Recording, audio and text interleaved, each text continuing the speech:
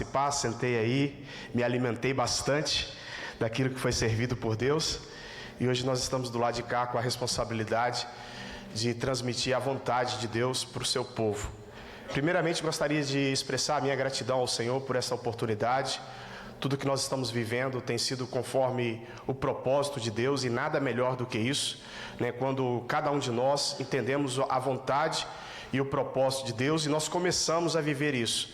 Então, estar aqui hoje é resultado do propósito de Deus sobre a minha vida, sobre a minha casa, sobre a minha família. Então, gratidão a Deus, primeiramente, por Ele estar cumprindo esse propósito na minha vida. Gratidão ao pastor Renato, né, pela confiança, pela igreja que está nos recebendo desta forma, com alegria. Gratidão a cada um de vocês, gratidão às irmãs, né, lá da nossa igreja, da nossa congregação, que se dispuseram a fazer essa viagem conosco para estar aqui, né, representando a igreja, representando o ministério. Então, meu muito obrigado. Eu estou aqui para trazer para os irmãos uma palavra de Deus, cujo tema que eu gostaria de deixar como título dessa mensagem: um encontro inesperado versus o encontro mais aguardado. Então guarde essa frase no seu coração: um encontro inesperado versus o, vejam bem, mudou o artigo, o encontro mais aguardado, mais esperado. E com base na palavra de Deus, eu gostaria de ler o que Lucas, no capítulo 10, nos diz. Posso pedir à igreja para estar de pé, para que possamos ler a palavra do Senhor? Nós vamos ler poucos versículos e vamos nos manter no livro de Mateus mesmo.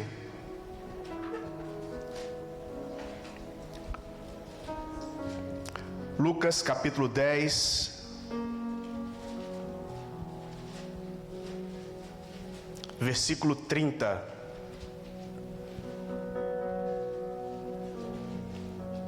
Lucas capítulo 10, versículo 30, na minha versão diz assim: respondendo Jesus, disse: descia um homem de Jerusalém para Jericó e caiu nas mãos dos salteadores, os quais o despojaram e, espancando-o, se retiraram, deixando-o meio morto. Ocasionalmente descia pelo mesmo caminho certo sacerdote, e vendo-o passou de largo. De igual modo também um levita, chegando àquele lugar, vendo-o, passou de largo. Mas um samaritano que ia de viagem chegou ao pé dele, daquele homem, e vendo-o, moveu-se de íntima compaixão, e aproximando-se, atou-lhe as feridas, aplicando-lhes azeite e vinho, e pondo-o sobre a sua cavalgadura, levou-o para uma estalagem e cuidou dele. E partindo ao outro dia, tirou 2 dinheiros e deu ao hospedeiro, e disse-lhe: cuida dele, e tudo o que demais gastares, eu te pagarei quando voltar. Vamos orar ao Senhor? Pai, estamos diante da tua palavra que foi lida, e nós necessitamos, nós carecemos da tua graça sobre as nossas vidas, para que o nosso coração, Senhor, a nossa mente possa se abrir, para que possamos então entender qual é a tua vontade, qual é o teu propósito com relação a esta palavra. Muitos de nós já conhecemos esse texto, já ouvimos outras pregações, mas eu creio, Pai, que existe algo que o Senhor deseja falar a cada um de nós. A tua palavra, ela é viva, ela é eficaz, ela sonda os nossos corações, ela conhece os nossos pensamentos, e certamente, Pai, o Senhor deseja falar algo conosco. Então estamos aqui como instrumento para cumprir a tua palavra e falar aquilo que é a tua vontade. Nós oramos em nome de Jesus. Amém. Os irmãos podem se assentar. Vamos repetir então o tema: um encontro inesperado versus o encontro mais esperado. Meus irmãos, Jesus ele tinha como estratégia, vamos assim dizer, como didática, as parábolas, para que quando ele estivesse ministrando, quando ele estivesse pregando, as pessoas pudessem entender de forma clara, para que não houvesse dúvida o que ele gostaria, o que ele estava dizendo. Então a parábola era essa forma como Deus, como Jesus no seu ministério, ele usava para que o homem pudesse compreender as suas palavras. Então a parábola, como nós sabemos, era uma comparação daquilo que era espiritual, daquilo que era eterno, daquilo que vinha do trono de Deus, daquilo que era celestial. Ele comparava com aquilo que era terreno, com a cultura daquela pessoa, com a cultura daquela cidade. Então ele comparava aquilo que o homem, na sua capacidade humana, não podia compreender, e ele relacionava com aquilo que o homem podia entender. Então Jesus, ele falou muitas parábolas. E aqui nesse texto, no livro de Lucas, inclusive é o único evangelho que fala desta parábola, a parábola do bom samaritano. Esse é o título do texto que nós lemos, o bom samaritano. Então Jesus, ele propõe essa parábola falando a respeito do bom samaritano. E quando Jesus, ele propõe essa parábola, ele tinha um ensino, ele tinha uma mensagem, ele tinha algo da parte de Deus para a vida daquele a quem ele iria aplicar aquela parábola. E a palavra de Deus nos diz então que naquele dia, um certo homem, um doutor, o texto nos diz no versículo 25, que se levantou um certo doutor da lei tentando Jesus. Veja só, esse homem, ele era um doutor da lei. A Bíblia não menciona, a Bíblia não fala a identidade deste homem, a Bíblia não revela o nome deste homem, a Bíblia não traz outra referência a respeito deste homem, a não ser dizendo, ele era um doutor da lei. E este homem, apesar dele ser doutor da lei, conhecedor de tudo que se havia já escrito naquela época, ele resolve tentar Jesus, ele resolve provar Jesus. É como se ele fosse fazer um teste com Jesus. Eu quero ver se esse homem realmente, ele é aquilo que eles dizem que ele é. Eu quero ver se esse homem de fato, ele tem o conhecimento que muitos dizem que ele tem. Eu vou testar esse homem para ver se de verdade as palavras que ele diz são palavras que mudam e transformam a vida do homem. Então esse doutor que era conhecedor da lei, ele está testando Jesus. E meus irmãos, vamos trazer isso para a nossa realidade. A palavra de Deus tem um propósito para que nós possamos viver a realidade da palavra de Deus. Ela foi escrita muitos anos atrás, mas ela continua fazendo o mesmo efeito hoje nos nossos dias. Então quando eu leio um texto do Velho Testamento, embora seja o Velho Testamento, eu preciso entender qual o propósito dessa palavra hoje. A palavra é viva, vai passar céus, vai passar terra, mas a palavra do Senhor vai permanecer. Então a mesma palavra que pregou-se há 2000 anos atrás, ela está surtindo efeito hoje, agora nesta manhã. E levantou-se um doutor. Meus irmãos, tem se levantado doutores, tem se levantado homens que não têm identidade, homens que não têm referência, homens que não têm caráter, muitas vezes com um propósito: colocar à prova quem é Jesus. Se você curar, você é Deus. Se você não curar, você não é Deus. Nós cantamos o contrário, não é isso? Se ele curar, ele é Deus. Se ele não curar, ele continua sendo Deus. E o homem, como este doutor, se levanta dia após dia e quer testar, quer provar Deus. O Deus a quem você serve tem poder? Então ora para que ele cure. As pessoas estão testando. Elas não querem viver aquilo que Deus de fato tem para a sua vida, mas elas querem testar. Elas querem a bênção, mas não querem o abençoador. Então este homem, ele era um doutor, cheio de conhecimento, e ele se levanta para testar a Deus. Este era o propósito. Mestre. Tem muitas pessoas querendo ter Jesus como mestre, simplesmente. Ele é mestre, nós não negamos isso, ele é mestre. Mas há pessoas que só querem essa parte, mestre. Por que mestre? Mestre normalmente é aquele que tem conhecimento. Mestre normalmente é aquele que ensina, é aquele que tem bagagem. As pessoas estão buscando referências, às vezes só nessa linha. Só querem conhecimento, conhecimento, conhecimento, querem mestre, querem se tornar mestres. Mas são poucos aqueles que querem ter Jesus como Senhor. Sabe por quê? Como mestre, nem sempre você vai se sujeitar. Mas quando você tem um Senhor, você se sujeita àquilo que o Senhor diz. Se o seu Senhor disser assim, vai, você vai. Se o seu Senhor disser assim, vem, você vem. Meus irmãos, nós temos Jesus como uma referência de mestre. Aceitamos e vivemos aquilo que Ele nos ensinou. Mas nós temos Ele também como uma referência de Senhor e Salvador das nossas vidas. Nós dependemos dEle, sem Ele nós nada somos. Então nós temos Jesus sim como nosso Senhor, aquele que supre tudo aquilo que é necessário. Porque o Senhor, Ele tem a provisão. O servo não tem. O servo não tem provisão, o servo trabalha. E meus irmãos, nós como servos de Deus, como homens e mulheres que servimos a Deus, temos Ele como mestre, mas temos Ele como Senhor, nada vai nos faltar. Ele vai prover, Ele é Senhor de todas as coisas, Ele é dono de todas as coisas, Ele vai prover todas as coisas, tudo aquilo que precisamos ou necessitamos. Então nós não vamos a Ele para prová-lo, não vamos a Ele para simplesmente vê-lo como um mestre, mas nós queremos que Ele seja Senhor sobre as nossas vidas.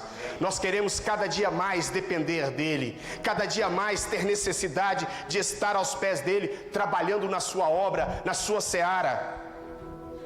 E aquele homem então, ele chega para Jesus e ele pergunta: mestre, o que eu farei? O que eu farei para herdar a vida? Interessante, né?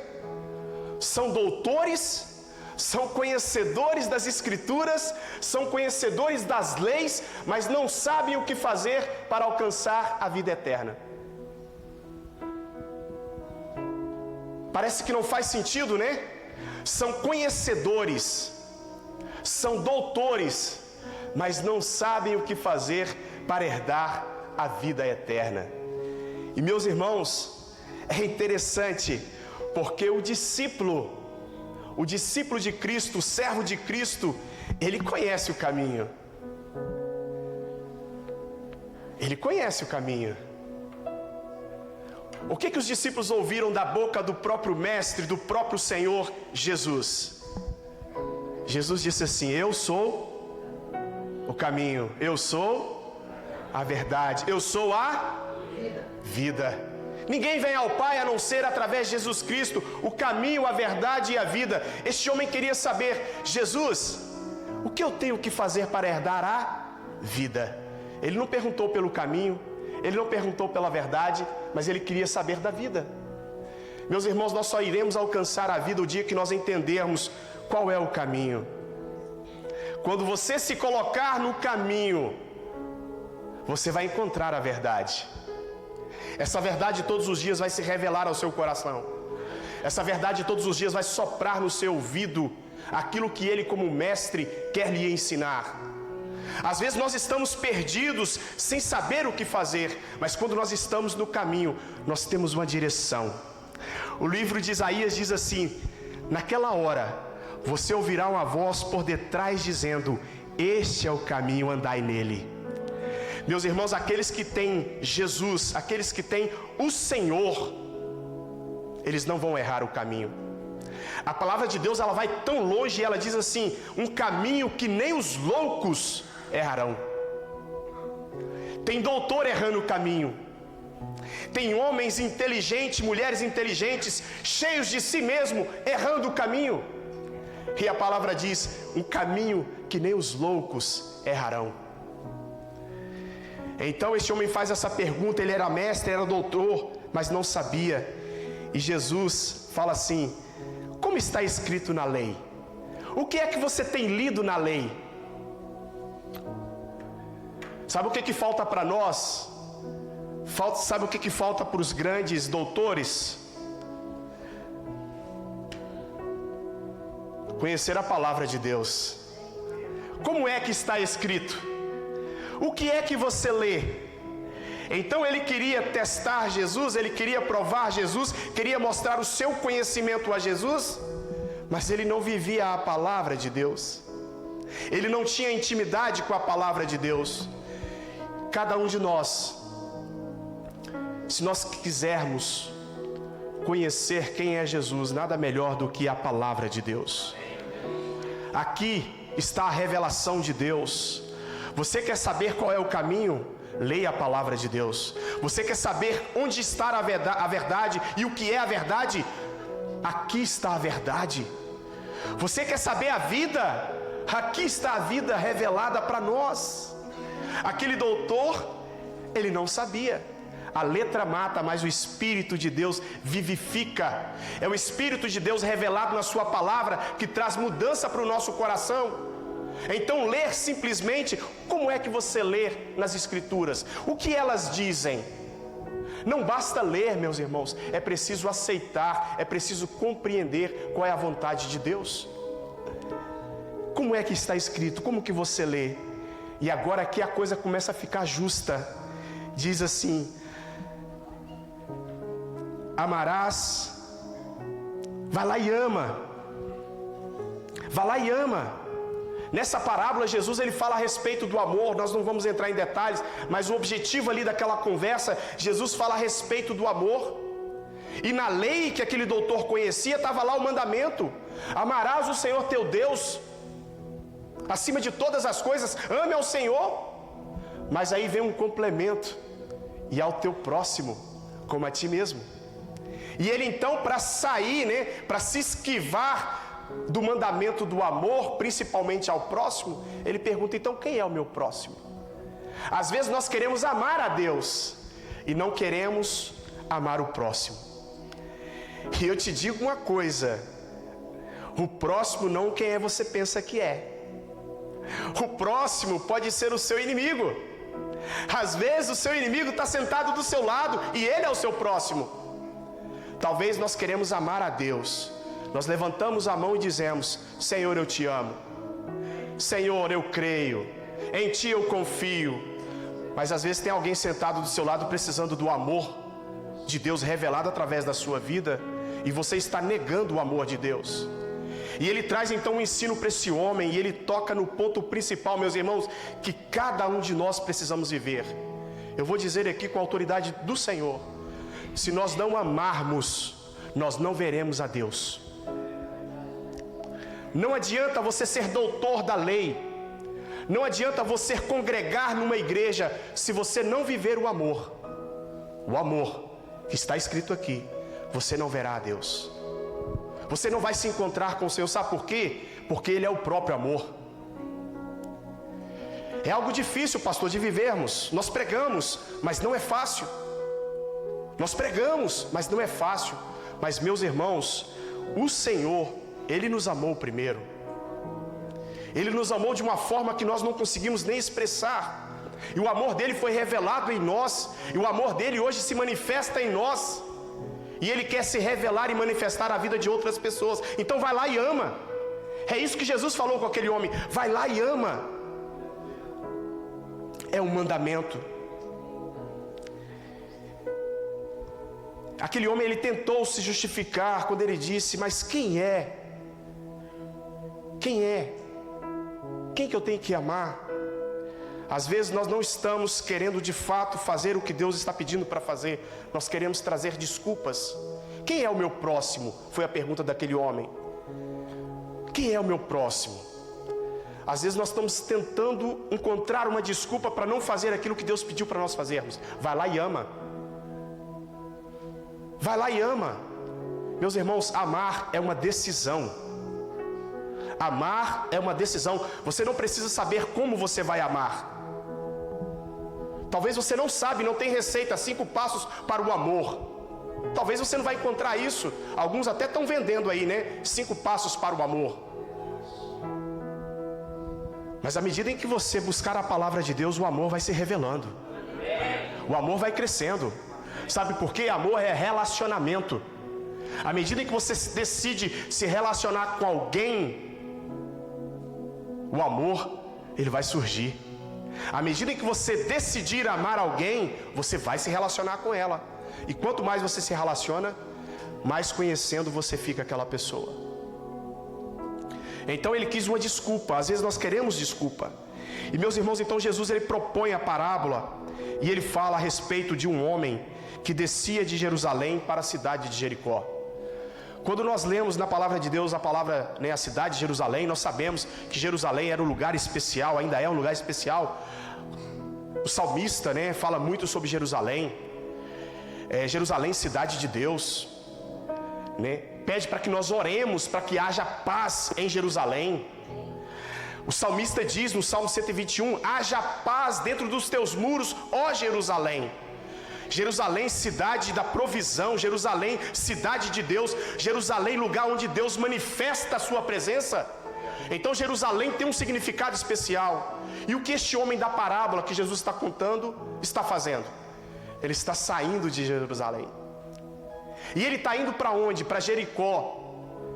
Quando nós procuramos conhecer o que é Jericó como cidade, meus irmãos, Jericó é considerada a cidade mais baixa do mundo. Ela está a cerca de 250, 270 metros abaixo do nível do mar. É a cidade mais baixa do mundo, geograficamente falando.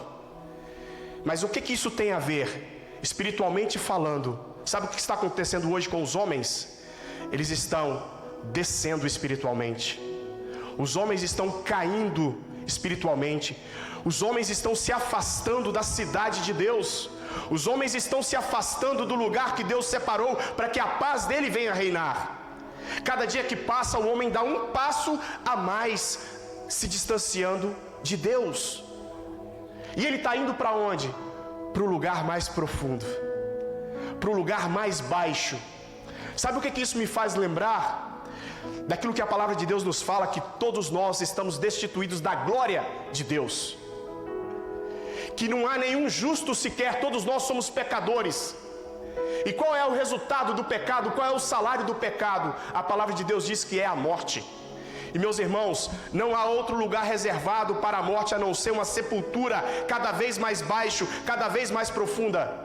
O homem sem Deus, o homem que está fora da vontade de Deus, ele está descendo, ele está caindo por causa do seu pecado, por causa da desobediência, e ele está indo cada vez mais fundo, mais baixo. Aí chega aquela expressão, fundo do poço. Fundo do poço. Aí tem gente que fala assim: acabou, Ei, meu irmão, não é assim que Deus trabalha, não. É quando não tiver mais ninguém. Quando não tiver mais ninguém, Deus ele continua sendo Deus. Nós cantamos aqui a respeito da bondade de Deus, da misericórdia de Deus, do amor de Deus, da graça de Deus. Quando tudo lhe faltar, Deus ainda continua te amando. Quando tudo lhe faltar, a graça dele continua sendo derramada sobre a sua vida. Quando as pessoas olharem e disserem assim: aquele ali não tem jeito, aquela ali não dou nada por ela, a tua bondade me seguirá. Salmo 23, olha o que o salmista diz: certamente que a bondade e a misericórdia me seguirão todos os dias da minha vida, e habitarei na casa do Senhor por longos dias. A esperança, enquanto houver vida, há esperança. E a nossa esperança não está firmada neste mundo, a nossa esperança não está firmada nos doutores deste mundo, a nossa esperança está firmada em Deus. É Ele que nos sustenta, é Ele que nos mantém de pé, ainda que eu chegue. Esse Salmo 23 tem uma conexão incrível com esta parábola. Eu não vou nem fazer as comparações porque não dá tempo. Mas o Salmo 23 que Davi escreve tem uma ligação forte com a parábola que nós lemos. Fala assim: ainda que eu andasse pelo vale das sombras da morte, eu não temeria mal algum, porque tu estás comigo. Você pode chegar no fundo do poço, o vale da sombra da morte pode chegar à sua porta, você pode talvez ter que passar por ele, mas há um pastor que está guiando o seu povo. Há um pastor que está conduzindo um rebanho às águas tranquilas. Há um pastor que está conduzindo as nossas vidas a pastos verdejantes. Há um pastor que tem segurado na nossa mão e tem nos colocado de pé. Então, Jesus conta a parábola deste homem. Olha, ele saía de Jerusalém. É um homem que estava caindo. O pecado nos derruba. O pecado nos tira da presença de Deus e nos leva para a morte. Jericó, a história fala, cidade destruída. Destruição. Fim da vida. É para lá que você quer ir? É para lá que você está caminhando? É para lá que você acha que Deus tem um propósito para a sua vida? Eu já vou antecipar e vou dizendo, não. Deus quer que você habite na casa dele por longos anos. Na verdade, aqui a tradução é eternamente. Então descia aquele homem. E quando aquele homem está descendo, ele cai nas mãos de salteadores, ladrões. E aqueles ladrões despojaram, roubaram tudo que ele tinha, espancaram, bateram naquele homem. Deixou ele sozinho, se retiraram. E a palavra diz que ele ficou quase que morto. Ele estava morto? Não, ele estava quase morto. A palavra de Deus diz que Satanás ele veio matar, roubar, destruir. A função de Satanás é que se nós estivermos descendo, ele está ao nosso derredor.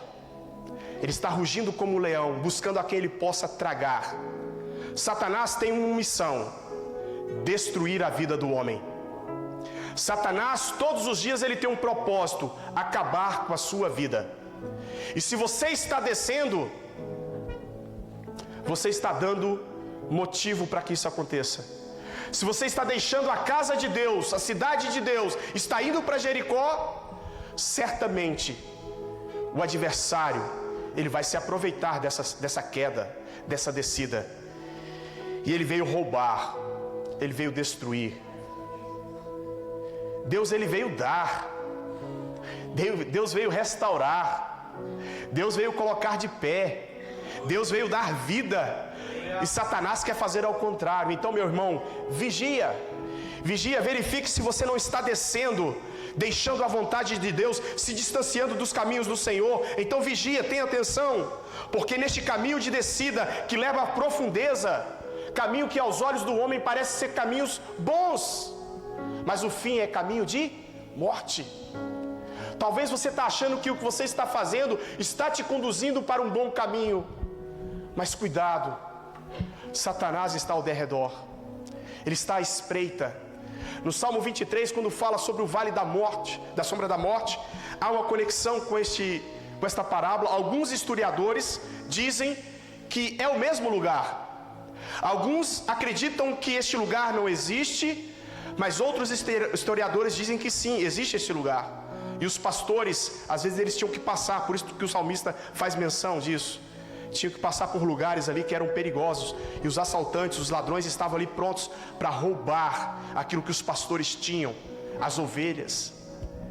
Satanás quer destruir o rebanho de Cristo. Mas há um sumo pastor, há um supremo pastor que não dorme, mas ele vigia as suas ovelhas. Com o cajado ele corrige, mas com o cajado ele traz para perto. Jesus faz isso. Aquele homem foi alvo dos ladrões, quase morto. É a situação daqueles que estão descendo, daqueles que estão se distanciando de Deus. Espiritualmente falando, é a descida espiritual, é a decadência.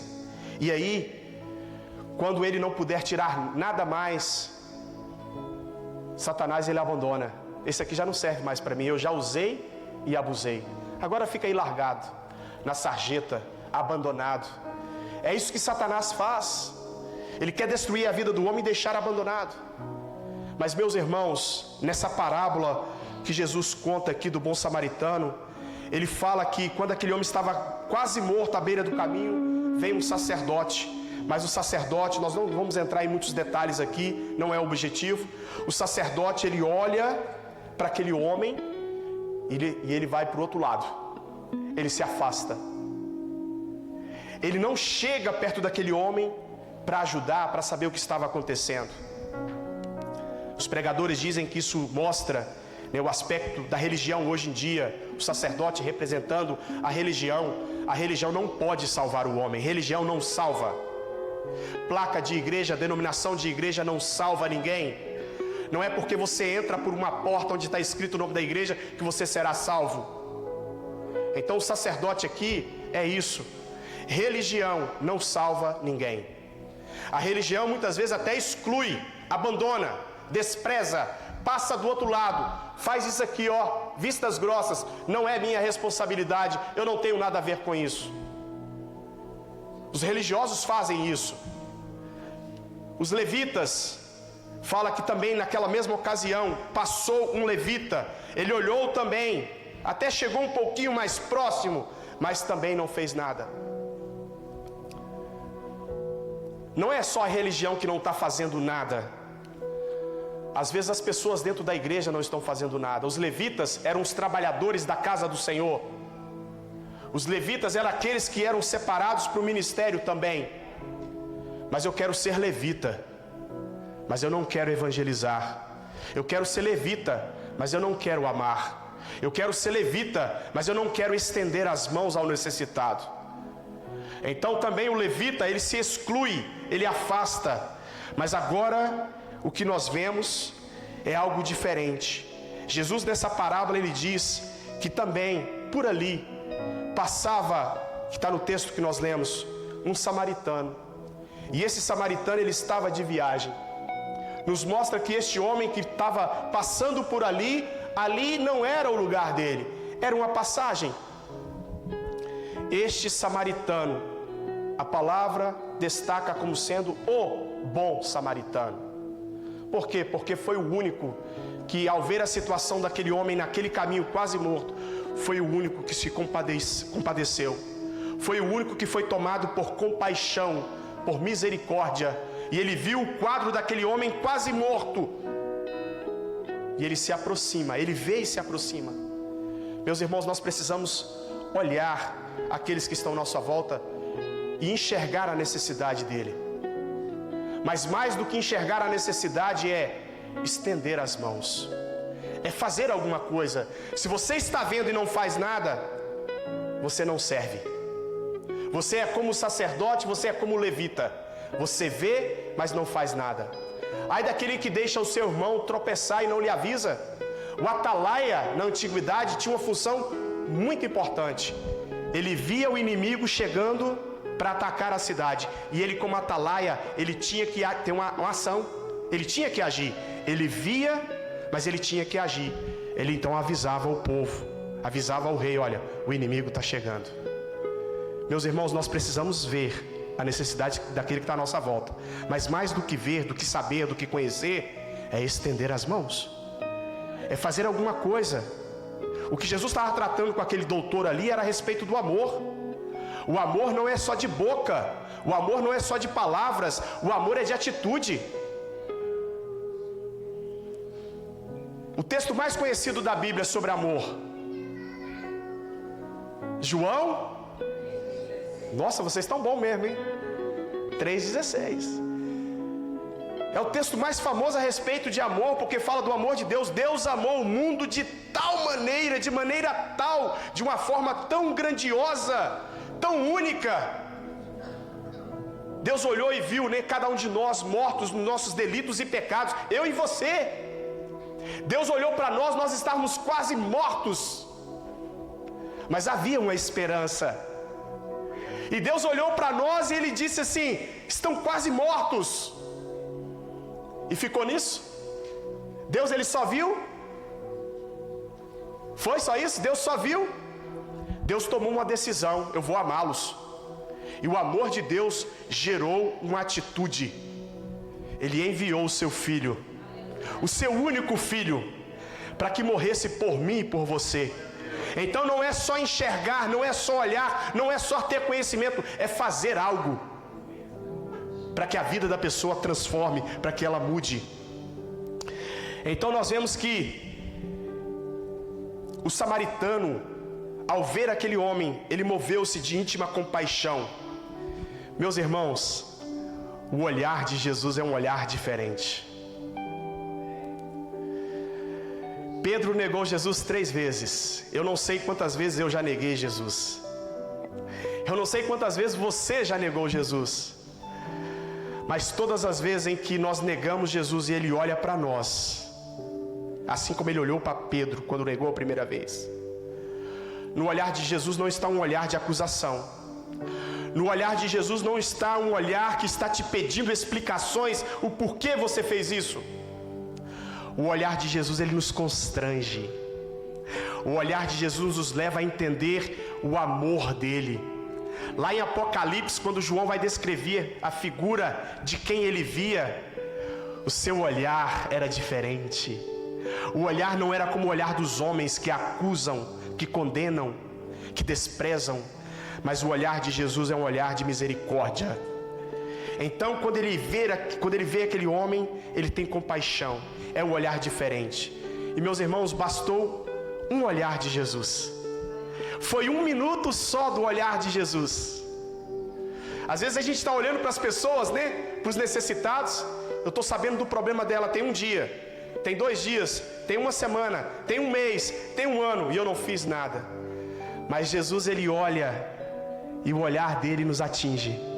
O olhar de Jesus, ele vem ao nosso encontro, e o nosso coração se abre. Porque o olhar de Jesus é um olhar que nos constrange ao amor verdadeiro. Ao amor verdadeiro. Ao amor que resgata. Ao amor que restaura. Então, moveu-se de íntima compaixão.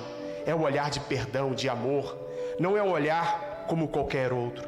E ele se aproximou para cuidar. E nesse cuidado que nós lemos aqui na palavra, diz que ele atou as feridas daquele homem. Ele colocou azeite e vinho. O vinho era usado naquela época para desinfectar, para limpar a ferida. Era como se fosse também um analgésico. Essa era a função do vinho quando era aplicado numa ferida. O azeite tinha uma função de cicatrização. E meus irmãos, quando Jesus ele estende as suas mãos para aquele que está caído, como nós estávamos caídos, e se ele não nos sustentar, se ele não nos mantiver de pé, nós cairemos. É a graça dele, é o amor dele que nos sustenta todos os dias. A cada manhã as misericórdias do Senhor, elas se renovam sobre nós. E aí nós estávamos caídos, nós estávamos à beira do caminho, quase mortos. Mas quando Jesus ele se revela a nós estávamos feridos, nós estávamos machucados, e ainda tem gente assim nessa manhã. É provável que talvez alguém que entrou aqui, pastor Renato, esteja ferido, esteja machucado de todas as formas, feridas de todas as formas, ferida na alma, ferida na mente, ferida no corpo. Às vezes um passado difícil que deixou muitas marcas, mas o encontro com Jesus faz algo diferente. Não é encontro com sacerdote que muda a sua vida, não é encontro com levita que muda a sua vida, e vou acrescentar algo, não é encontro com profeta que vai mudar a sua vida. Tem gente buscando profeta. Não estou dizendo que não há profeta nos nossos dias, porque eu creio que há profetas nos nossos dias. Há profetas que são sinceros, que são usados por Deus, eu creio nisso. Mas não vá atrás de profeta. Vá atrás daquele que pode mudar a sua vida. Vá atrás daquele que pode transformar a sua alma, o seu coração. Você está ferido? Tem vinho. Você está ferido? Ele vai passar vinho na sua ferida. Ele quer desinfectar. Ele quer matar tudo aquilo que está trazendo talvez até uma infecção. Talvez você não consegue caminhar porque a ferida é tão grande nos seus pés que você não consegue dar um passo. Mas nesta manhã Jesus está aqui com vinho, símbolo também do Espírito Santo, que cura a alma do homem, que cicatriza, é como um bálsamo, né? Que vem para cicatrizar.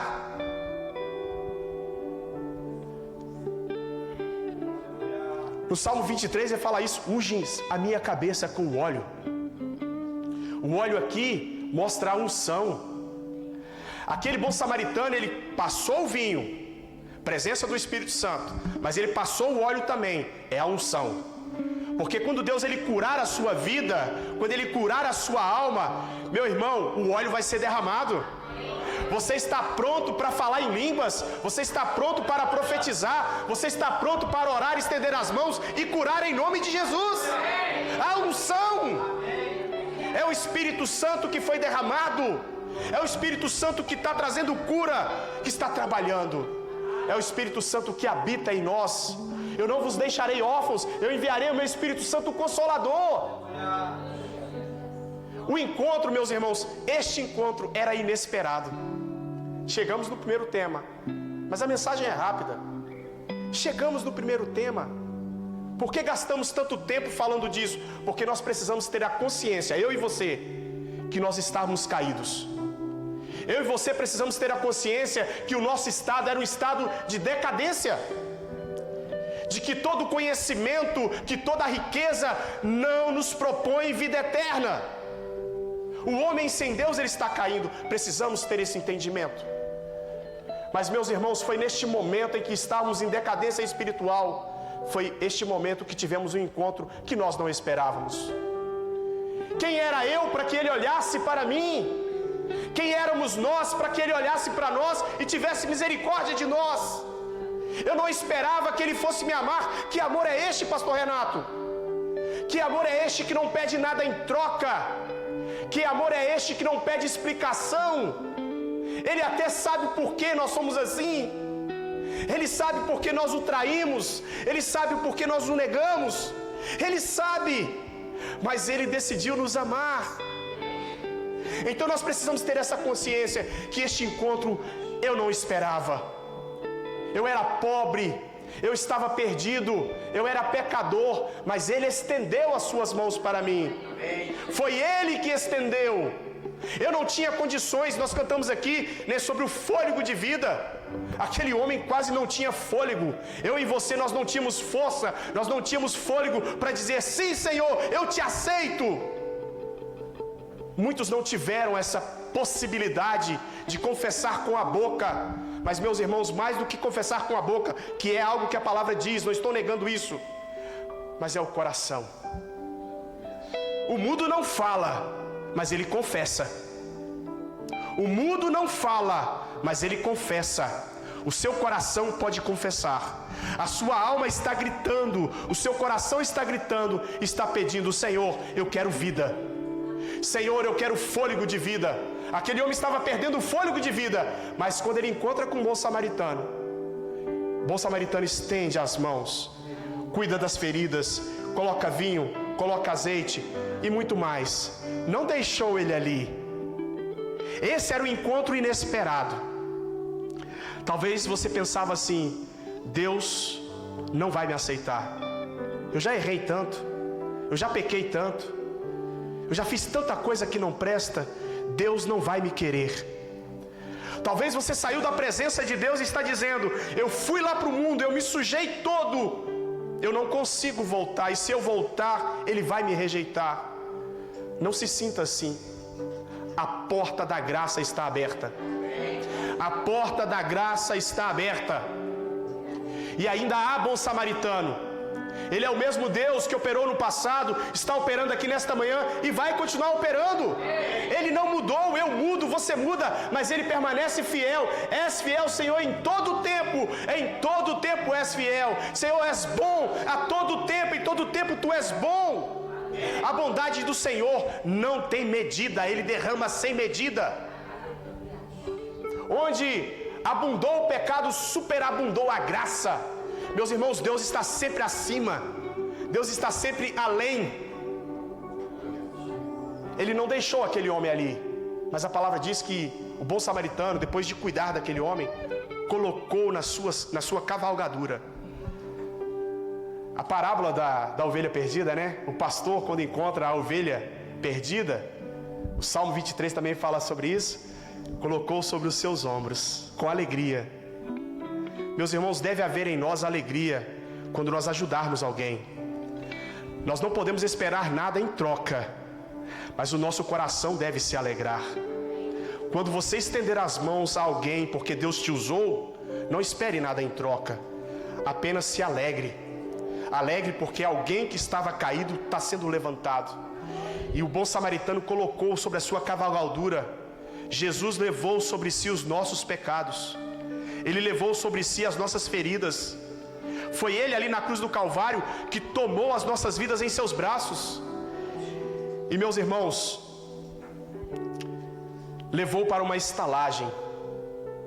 A estalagem era uma hospedaria, era um lugar onde os caminhantes, os viajantes, as pessoas que por ali passavam, elas podiam repousar, renovar as suas forças, tomar um banho, se alimentar. Ali tinha uma estalagem. Quando Jesus nasceu, não tinha lugar para ninguém. As estalagens estavam cheias, não tinha lugar para Jesus. E ele foi nascer num lugar bem simples. Mas aqui na parábola do bom samaritano tem uma estalagem preparada.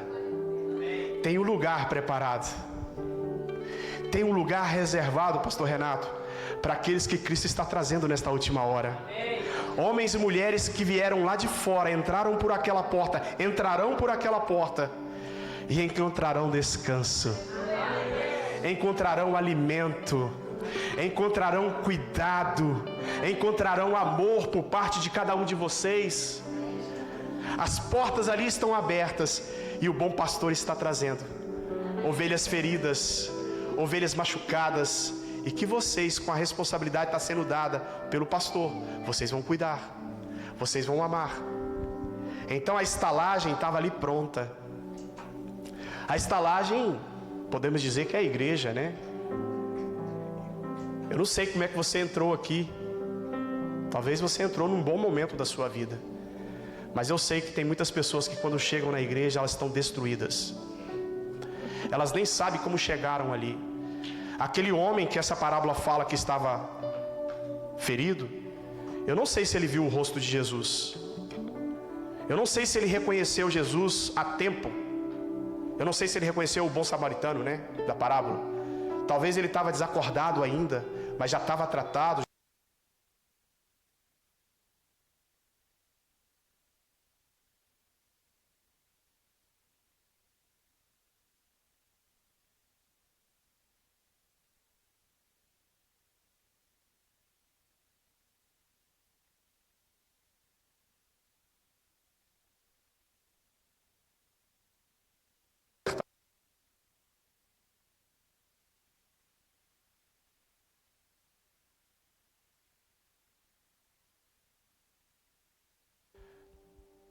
Há pessoas que ainda não viram a face de Cristo. Tem pessoas que estão num estado tão difícil da sua vida, que não conseguem enxergar Jesus. Talvez não do jeito que elas querem, né? Porque fisicamente eu não vi Jesus também. Mas eu consigo ver Jesus na sua bondade, na sua misericórdia, no seu amor. Eu consigo ver Jesus no cuidado dele no dia a dia, com a minha casa, com a minha família, com a igreja. Eu consigo ver Jesus no meio deste povo. Eu posso não ver ele na figura humana, mas pelos olhos da fé, eu sei quem é Jesus. E agora, meus irmãos, para terminar, aquele homem, ele vai embora, ele deixa tudo pago, e ele diz: se precisar de mais alguma coisa, pode atendê-lo, quando eu voltar eu acerto a conta. Meus irmãos, na cruz do Calvário, Jesus pagou o preço. Jesus pagou o preço. Se nós estamos aqui nesta manhã, é porque o preço foi pago. Não é de graça. Para mim e para você é de graça. Não foi barato. Mas a Bíblia fala que foi um preço altíssimo. Foi preço de sangue. O que Deus fez por nós, o que Jesus fez por nós na cruz do Calvário, foi de graça para mim e para você, mas teve um alto preço, preço de sangue. Então o meu pecado ele já perdoou, as minhas feridas ele também já sarou, o meu passado ele não quer se lembrar. E hoje nós estamos sendo cuidados nessa estalagem. Cada igreja verdadeira, cada lugar onde Deus está presente é uma estalagem. As pessoas entram aqui e são cuidadas. elas recebem amor, que é o início dessa parábola, né? A função dessa parábola é falar sobre o amor. Estão sendo cuidadas. E pastor Renato, fica descansado. Fica descansado. A conta está certa. O senhor não está devendo nada. O senhor não está devendo nada. Ele já pagou tudo. E tudo aquilo que for necessário gastar, tudo aquilo que for preciso investir, põe na conta dele. Põe na conta dele. Deus não fica devedor de ninguém, nem de mim, nem de você. Põe na conta dele. Meus irmãos, nós desfrutamos de tantas bênçãos que não dá nem para contar, não dá para enumerar. Quantas curas aqui este lugar já presenciou? Quantas libertações este lugar aqui já presenciou? É bênção extra, hein? Cuida dele. Se gastar não tem problema, e nós estamos usando, viu? Dons espirituais, presença do Espírito Santo, nós estamos desfrutando. Agora é momento de desfrutar. A igreja desfruta agora. É os frutos, né? É os frutos. A igreja está colhendo os frutos.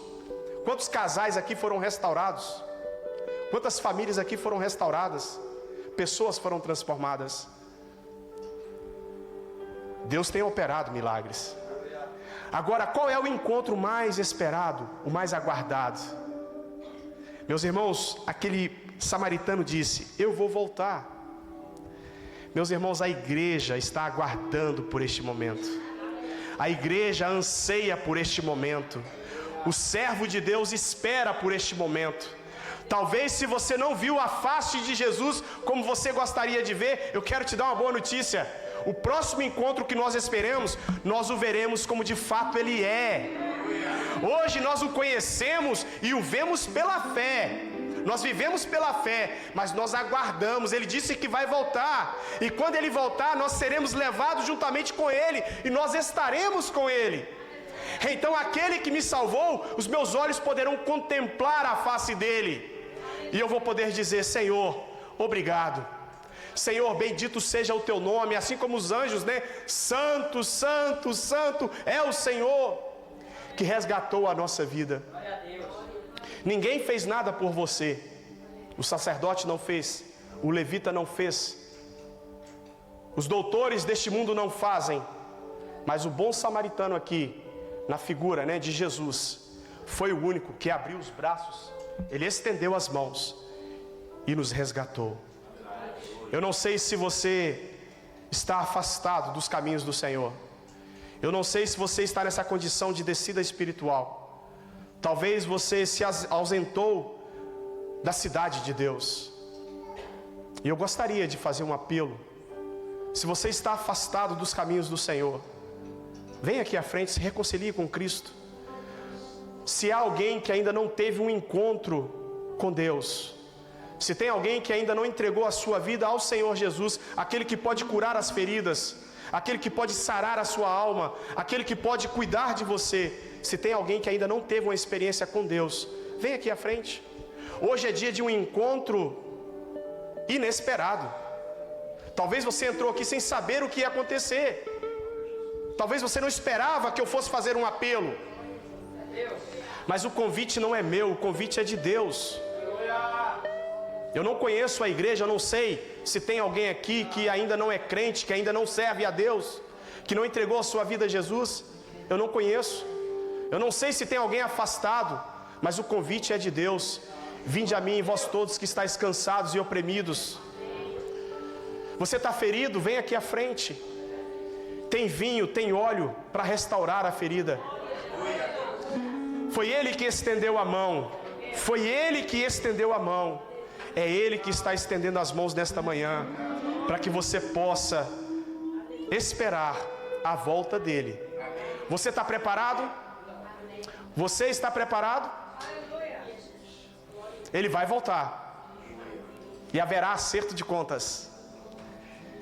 Meus irmãos, o que nós queremos ouvir é: vinde benditos de meu Pai, recebei por herança. Enquanto o diabo tenta tirar, Deus tem uma herança para nós. Aquilo que está preparado desde a fundação dos séculos. Amém? Glória a Jesus. Se não há ninguém, pastor Renato. Amém? Glória a Jesus. Há tempo de cantar o louvor? Ah, vocês conhecem? A Minha Alma Estava Longe. Podem cantar? Enquanto nós vamos cantar este hino, né, que está dentro do contexto que nós pregamos, se alguém quiser vir aqui à frente, sinta-se à vontade e vamos orar por você. Vamos cantar este hino.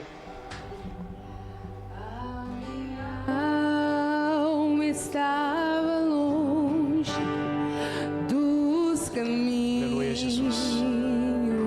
De Deus. Eu era pobre, desprezível, pecador. Aleluia. Mas Jesus transformou minhas trevas em luz, quando Ele estendeu a sua mão para mim. Aleluia. Quando Jesus estendeu as suas mãos, quando Ele estendeu as suas mãos para mim, Glória a Jesus. eu era pobre, perdido, sem Deus, sem Jesus. Quando Ele estendeu as suas mãos para mim. Glória a Jesus. Agora me regozijo Glória a Jesus. desde que Glória a Deus. A igreja se alegra em Deus. É a presença do Espírito Santo tempestade eu posso que nos sustenta. sossegar, Glória a Jesus. pois com Ele estou liberto do perigo Glória a e Deus. do mal, desde que estendeu a sua mão para mim. Glória a Jesus. Quando Jesus estendeu a sua mão, quando Ele estendeu a sua mão para mim, eu era pobre, perdido, sem Deus, sem Jesus. Quando Ele estendeu a sua mão para mim. Glória a Jesus. Graças a Deus. Que o Senhor abençoe a cada um dos irmãos. A paz do Senhor, igreja, amém? Rapidamente vamos abrir as nossas Bíblias aqui em Provérbios 3, que diz o seguinte: Filho meu, não esqueças da minha lei, e o teu coração guarda os meus mandamentos, porque eles aumentarão os teus dias e te acrescentarão anos de vida e paz. No verso 9 diz o seguinte: honra o Senhor com a tua fazenda e com as suas primícias e toda a tua renda, e se encherão os teus celeiros abundantemente e transbordarão de mostos os teus lagares. É a palavra do Senhor. Honrar a Deus com os seus mandamentos. Trazei os dízimos, as ofertas à casa do Senhor, e os nossos celeiros vão transbordar. Ultimamente eu tenho sido tão agraciada com Deus, tão abençoada com Deus, e a cada bênção que eu recebo, o Senhor ministra do meu coração fidelidade, porque quando você é fiel ao Senhor, no pouco, no muito Ele te colocará. E muitas vezes a gente acha assim, que nós vamos ficar milionários, Mas a prosperidade do Senhor, sabe o que é? É você não ter falta de nada. É você não ter falta de nada. E o Senhor nos surpreende em cada detalhe. E eu tenho sido surpreendida por Deus em cada detalhe da minha vida. Como eu tenho sido grata. Não somente pelas coisas que Ele tem feito, mas é pela fidelidade e o amor dele que tem por nós. Amém? E eu quero incentivar vocês nessa manhã a ser fiel com o Senhor. A ser fiel com o Senhor. Que a palavra dele fala que seus celeiros transbordarão. Amém? Vamos ficar de pé, vamos ofertar e dizimar na casa do Senhor. Essa casa aqui, que é a casa de hospedagem, é a casa de hospedeiro, onde que outras vidas entrarão e serão salvas.